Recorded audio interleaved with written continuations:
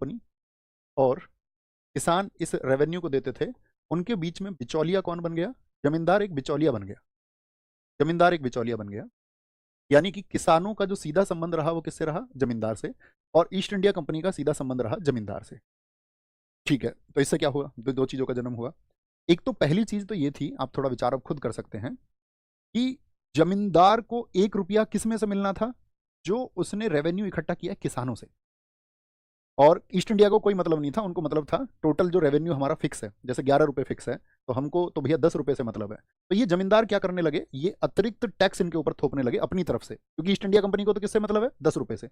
अब मान के चलो ये यहाँ पर क्या कर दें, भाई 11 रुपये का इनका फिक्स बनता था, तुमको 10 रुपये दे दिए। अब ये यहाँ से एक्स्ट्रा 9 रुपये भी वसूल सकते थे या नहीं? हाँ या ना? तो उनको तो सिर्फ 10 से मतलब है, क्योंकि फिक्स है। फिक्स है, जो टोटल का कितना जाएगा आपका, वो लगभग 90% से आप आइडिया लगाइए, हालांकि 88% हुआ करता था। तो इससे क्या हुआ? किसानों का एक दमन शुरू हुआ।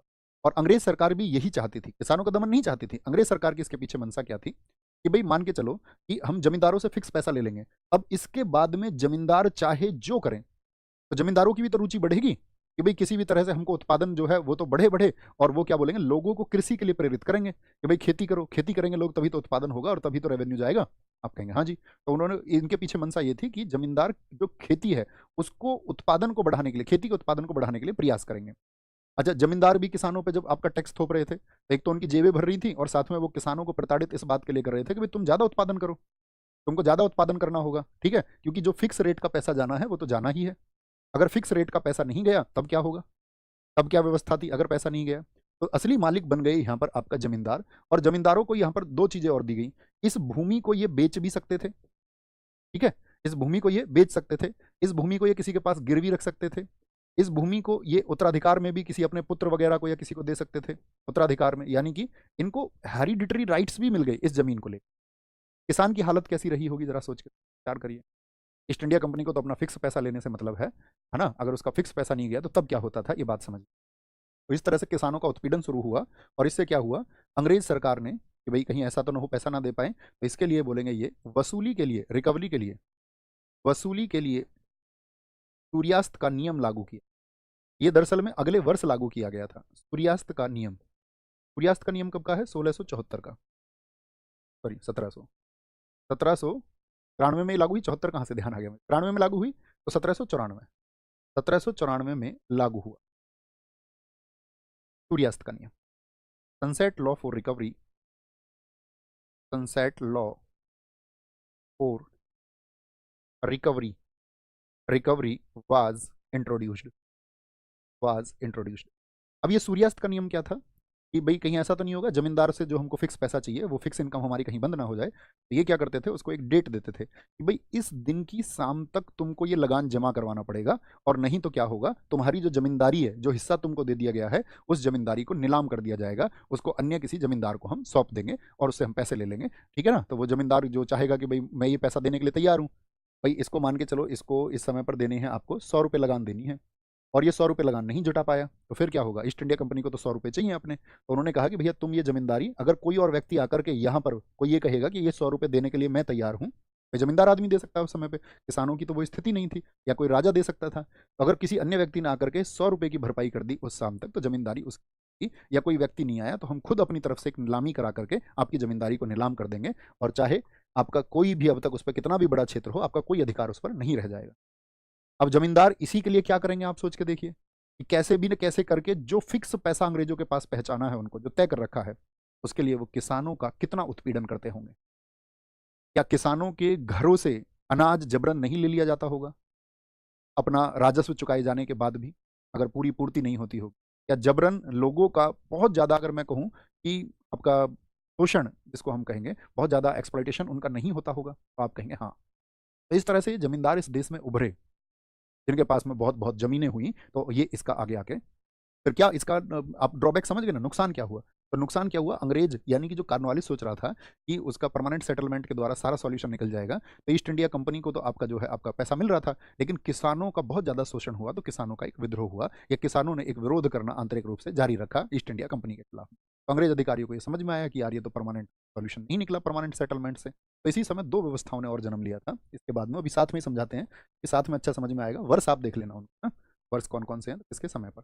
एक व्यवस्था देश में आई, रैयतवाड़ी, इसको नोट करना, रैयतवाड़ी व्यवस्था, रैयतवाड़ी व्यवस्था,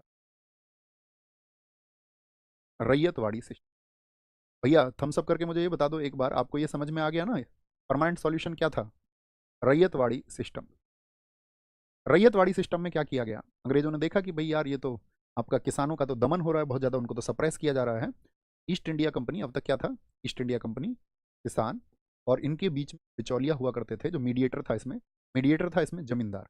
तो उन्होंने कहा कि भाई जमींदार को बीच से हटा दीजिए, जमींदार को बीच से हटा दीजिए, अब सीधे रेवेन्यू देगा ईस्ट इंडिया कंपनी का। ईस्ट इंडिया कंपनी को कौन देगा? किसान देगा, ठीक है। और इस तरह से रैयतवाड़ी को शुरू किया गया। रैयतवाड़ी व्यवस्था जो थी भारत में 51% क्षेत्र पर लागू हुई। कितने क्षेत्र पर? 51% क्षेत्र पर ये लागू हुई, 51%। और इसमें क्या क्या चीज़ें की गई याद रख लेना। इसको इसको 1792 में पहले एक जगह लागू किया गया था इसको, मतलब परमानेंट सेटलमेंट से भी पहले 1792 में 12 महल, 12 महल जो कि तमिलनाडु में है।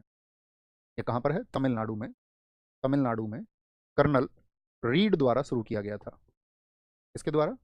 कर्नल रीड द्वारा। लेकिन बहुत छोटे से क्षेत्र में 12 महल में ये लागू हुई थी। और ये कब लागू हुई है? तो आप कहेंगे भैया ये तो आपका पहले लागू हो गई स्थायी बंदोबस्त से, तो लेकिन ये पूरी तरह से बहुत बड़े एरिया में इंप्लीमेंट नहीं। अंग्रेज इसको भी देख रहे थे कि हमारा एक अधिकारी है वहाँ पर 12 महल में, कर्नल रीड ने एक ऐसी व्यवस्था बनाई है। इसने क्या किया था, कर्नल रीड ने 1/3 राजस्व को फिक्स कर दिया सीधे किसान से कि भैया तुम जो उत्पादन करो उसका 1/3 हमको दे देना, और कोई जमींदार का कोई चक्कर नहीं है, आपको किसी का शोषण कोई आपका करे, ये भी, इससे भी आप बच जाएंगे, ठीक है, आपका एक्सप्लॉयटेशन नहीं होगा, और सीधे आपको 1/3 देना है और 2/3 अपने पास रखना है। तो किसानों को भी ये समझ में आया, ठीक है, ठीक है। तो यहाँ पर जब कर्नल रीड की इस व्यवस्था को आपका छोटे से क्षेत्र के एनालिसिस के बाद में ये देखा गया कि परमानेंट सेटलमेंट के बाद में किसान बहुत नाराज हैं, तो अंग्रेजों ने निर्णय लिया कि कर्नल रीड की जो व्यवस्था है क्यों ना उसको लागू किया जाए। तो इसके लिए काम किया मुनरो ने, मद्रास का एक गवर्नर था 1820 में। यहाँ पर इसका बहुत ज़्यादा जिक्र नहीं है, ठीक है, छोटे से क्षेत्र में है। मेजर टर्म ये है 1820 में मद्रास के गवर्नर, क्या बोलेंगे, कहाँ पर लागू हुई है? मद्रास के गवर्नर, मद्रास का एक गवर्नर था, गवर्नर नहीं गवर्नर, मद्रास के गवर्नर थॉमस मुनरो ने, थॉमस मुनरो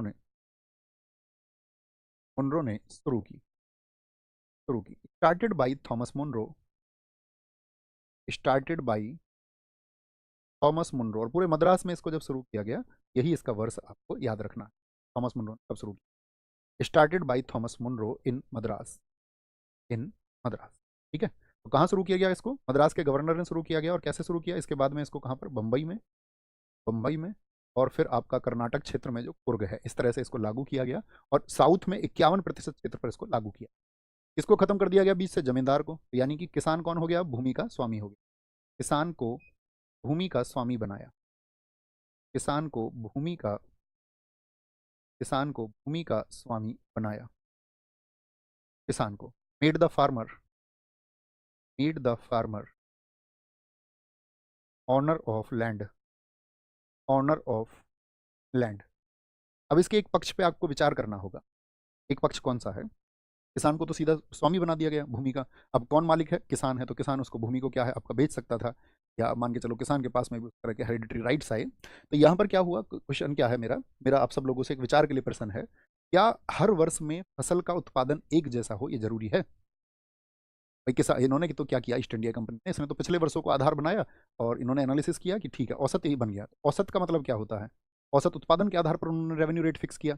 तो औसत मान के चलो, तो औसत का तो मतलब क्या होता है? कभी ज़्यादा और कभी कम। अब एक किसान की स्थिति आप सोचिए, तो जमींदार तो आपका किसी भी करके व्यवस्था कर लेते थे, किसानों का खून चूस करके व्यवस्था कर लेते थे। लेकिन जो किसान है, जैसे मान के चलो कोई एक छोटा किसान था, इसके पास 1 बीघे, 2 बीघे, 4 बीघे, 6 बीघे ऐसी जमीन, और किसी वर्ष में अच्छी फसल नहीं हुई, यानी कि मान के चलो पहले प्रकृति पर आधारित थी आपका, और वर्षा वगैरह नहीं हुई, और मान के चलो उसके 5 बीघे अच्छा उत्पादन नहीं हुआ। अब वो कैसे उस टैक्स को देगा? 1/3 कैसे देगा? अब मान के चलो उसको पूरा खेत में ही 1/3 पैदा नहीं हुआ, यहाँ भी समस्या आएगी या नहीं आएगी? तो तब किसान क्या करेंगे? तो अंग्रेजों ने तो यहाँ पर पूरी व्यवस्था कर रखी थी कि भाई उनकी ज़मीनों को कैसे हड़पा जाए। तो यहाँ पर एक नई व्यवस्था हमारे देश में पैदा हुई। देश में जो सेठ लोग बैठे हुए थे, जिनके पास में पैसा था, या समझिए मान के चलिए जो जमींदार थे, जिनसे वो जमींदारी ले ली गई थी, तो इनके पास पैसा तो खूब था, हाँ या ना? आप कहेंगे हाँ, देश में जमींदारों के पास में खूब पैसा था, तो जमींदारों ने इस व्यवस्था का इस समय आपका लाभ उठाया। कि ठीक है, अच्छा तुम भूमि के स्वामी बन गए हो, लेकिन मान के चलो तुम अगर टैक्स नहीं दे पा रहे हो, ये मान के चलो टैक्स पे ना कर पाए, टैक्स ना दे पाए, तो ब्रिटिश सरकार इसकी जमीन ले लेगी, हाँ या ना? आप कहेंगे हाँ जी भैया, बिल्कुल इसकी जमीन ले लेगी। तो ये क्या करेगा, ये तो कैसे भी ना कैसे करके इस टैक्स को जमा करने के लिए प्रयास करेगा। तो यहीं पर हमारे देश में एक साहूकार व्यवस्था ने जन्म लिया, साहूकारों का जन्म हुआ देश में, साहूकारों का जन्म। साहूकार का मतलब जो मनी लैंडर्स हैं, birth of money landers. Birth of money landers से क्या मतलब है कि जो पैसे को देते हैं ब्याज पर, सूद पर, या सूदखोर भी आप कह सकते हैं, या साहूकार कहिए। तो उस समय पे क्या हुआ, एक किसान कहता था भैया मेरे पास तो यही जमीन है, ठीक है अगले साल मैं थोड़ा सा उत्पादन बढ़ा लूंगा, और उत्पादन बढ़ा करके मैं आपका पैसा, जो आपका पैसे पर थोड़ा ब्याज है, अभी मेरी जमीन को प्लीज आप बचवा दीजिए, किसी तरह से भी मुझे अपने बच्चों का पेट पालना है इस जमीन से, और ये जमीन मेरी बचनी चाहिए। और ये लोग इसका क्या है, ये लोग इतने ईमानदार लोग थे, जो ब्याज पर पैसे देता है वो क्या ईमानदार होता है बताइए? क्योंकि ब्याज के बारे में तो आप जानते हो ना, ब्याज के बारे में तो लोगों ने किस तरह से गरीब लोगों को लूटा है। हर गांव में आपको व्यक्ति मिल जाएंगे जो थोड़े धनाढ्य हैं, या जिनके पास पैसे की व्यवस्था है, तो वो क्या करते हैं, आप कहेंगे कि भैया इसमें तो मजबूरी होती है लोगों की, वो मांगने, वो जबरन थोड़ी ना दे देते किसी को ब्याज पर पैसे। अरे वो जबरन ब्याज पर पैसे नहीं देते, लेकिन मानवता नाम की चीज़ है। जैसे कोई आप देखते होगे, अब क्या होता है डेली में, जो आपका हम जो सुनते हैं कि ब्याज लिया जाता है लोगों से 3% का ब्याज। उसका बच्चा अस्पताल में भर्ती है, तो आदमी आएगा 1 लाख रुपए लेगा, अब उसको ब्याज दे देंगे 3%, 5%, 10%। बहुत से लोग तो डेली वेज का 10% का ब्याज देते, हर रोज 10%। आप सुबह 1,000 रुपये लो, शाम को 100 रुपये देने पड़ेंगे। और ये पूरे भारतवर्ष में ये सिस्टम चल रहा है। गरीब को और ज़्यादा गरीब बनाने के लिए ये साहूकार या सूदखोर लोग काम कर रहे हैं, जिनका आपका घर ही इस चीज़ से चलता है कि कैसे ब्याज उनको मिलेगा, और उनके अंदर तनिक भी मानवता नाम की चीज़ है। और वो कहते हैं कि हम पैसे किसी को देने थोड़ी जा रहे हैं, वो लेने ही तो आ रहा है, तो लेने आ रहा है तो कम से कम एक उचित तरीका तो हो मदद करने का, कि आप उसको पैसा दें, आप उस पैसे को जमीन में रखते, या उस पैसे को आप बैंक में जमा करते, तो ठीक है आप बैंक, और जो लाभ आपको कहीं और होता है उससे थोड़ा ज़्यादा लाभ ले लो, समझ में आता है। लेकिन उसका उत्पीड़न करना, और वो हमेशा उसी काल चक्र में रह करके फिर अपनी जमीनें आज भी बेचता है। मैंने देखा है बहुत लोगों को अपने गांव में, आसपास में, बहुत जगह देखा है मैंने, किसी ने किसी व्यक्ति को थोड़े से रुपए दिए शुरुआत में, और फिर उसको, गरीब व्यक्ति था, अशिक्षित व्यक्ति था, उसके ऊपर गलत कलम चला दी गई, उसके पैसे को जगह जगह लगा करके गलत उल्टा सीधा ब्याज जोड़ करके। इवन हमारे देश में आज जो व्यक्ति ब्याज लेता है उसमें से 90% व्यक्ति ऐसा है जिस पर ब्याज की कैलकुलेशन भी नहीं होती, और फिर अंत में उसकी जमीनों को, उसके घर को, और उसकी बाकी संपत्ति को हड़प लिया जाता है। ये व्यवस्था यहाँ पर अंग्रेजों ने ही इसको जन्म दिया, क्योंकि किसान अपनी जमीन बचाने के लिए कुछ ना कुछ तो करेगा, और आज भी चल रहा है ये सिस्टम देश में। तो आप कहेंगे किसानों को यहाँ पर भूमि का मालिक बना देने से उनकी समस्या जो है वो हल नहीं हुई। भूमि का मालिक बेशक बना दिया गया, लेकिन क्या समस्या हल हो गई? आप कहेंगे नहीं। जमींदारों की जगह किसने ले ली? साहूकारों ने ले ली। और हमारे देश का इस किसान का खून जो जब से चूसा जा रहा था, आज तक चूसा जा रहा है। आज तक लोग उनको उसी तरह से उत्पीड़ित कर रहे हैं। तो फिर तीसरी व्यवस्था ने जन्म लिया। तीसरी व्यवस्था तो कितने परसेंट एरिया पे था इनका? अब तक तीसरी व्यवस्था आई, महालवाड़ी। महालवाड़ी व्यवस्था। महालवाड़ी व्यवस्था। महालवाड़ी व्यवस्था। महालवाड़ी सिस्टम। महालवाड़ी व्यवस्था क्या है आपका, तो क्या बोलेंगे? इसमें क्या होता था, अब इन्होंने देख लिया अभी किसान जो है आपका, किसान वो अलग अलग अलग अलग अलग, किसी के पास कुछ, किसी को रेवेन्यू देना है, उसका बड़ा रजिस्टर मेंटेन करना पड़ता था। तो और उसमें फिर आपका साहूकारी व्यवस्था जन्म लिया। इन्होंने एक नई व्यवस्था को जन्म दिया। इसमें क्या किया गया? महाल। महाल बोला जाता था गाँव को। महाल। महाल किसको बोला इन्होंने? गाँव को।